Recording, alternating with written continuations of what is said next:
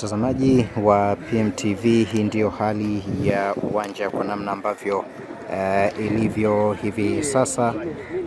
Uwanja wa New Amani Zanzibar, ambao kwa mara ya kwanza kesho unaenda kuandika historia ya kufanyika dabi ya kwanza kabisa katika uwanja huu wa New Amani Complex, dabi ya kwanza ya Kariakoo, dabi ya kwanza jiji la Dar es Salaam, dabi ya kwanza ya Simba na Yanga kesho akiwa mwenyeji na Simba akiwa wageni katika mchezo huu.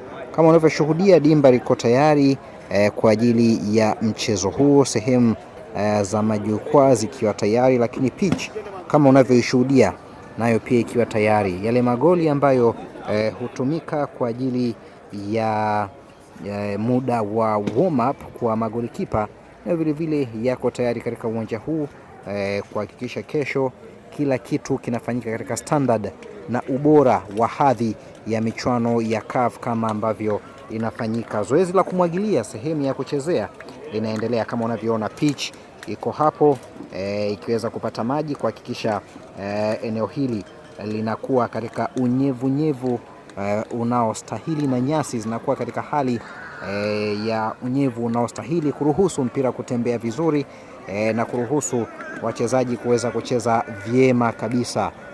Hapa ndipo New Aman Zanzibar. Ukiangalia zile taa ambazo zitaumulika uwanja huu nazo ziko hapo tayari, tayari kupamba usiku wa dabi ya Kariakoo, usiku wa dabi ya Dar es Salaam Young Africans dhidi ya wekundu wa Msimbazi Simba. Warusha matangazo nao wanaendelea na majaribio yao ya kuhakikisha mambo yote yanakaa vyema huko kesho, huko eneo la VIP ambalo litakuwa na wageni maalum likiwa hapo nalo vile vile likiwa lina muonekano huo ambao unaoshuhudia tayari kwa ajili ya kupokea wale wageni maalum ambao wanapokea uwanja huu.